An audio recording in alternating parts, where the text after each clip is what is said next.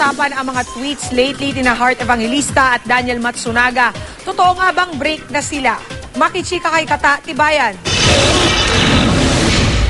Confirmed na ang hiwalayang Heart Evangelista at Daniel Matsunaga.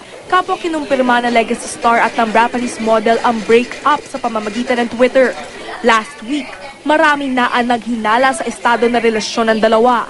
Pagkatapos pareho mag-tweet na mabibigat na saloobin patungkol sa break-up. April 12, itinuit ni Heart na tila nagbago na ang kanyang pananaw sa buhay, na sinundan ng breakup quotes noong April 14.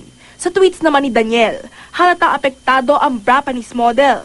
Hindi nga raw siya makapag-concentrate sa friendly match nito sa soccer nitong Sabado. Samantala, nang kamustay ng GMA News si Alessandra De Rossi patungkol sa legacy co-star si Heart, napansin daw ni Alex na may problema ang kinaharap si Heart. Kung ano man yun nasa Twitter, siguro yun na rin yun. Siyempre kung ano yung totoo, alam namin yun. Pero hindi siya pwede manggaling sa akin. Si Heart na lang ang tanungin nyo. Teka lang, hello Heart. Anong balita? Oh? Oo daw. Soul sisters ang turingan ng legacy stars sa isa't isa. Parang totoong Alcantara sisters nga raw sila. Kaya pati si Alex nalungkot sa mga pangyayari.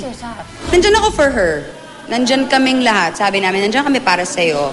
Kasi syempre, as friends, di ba? Kata Tibayan updated sa Showbiz Happening.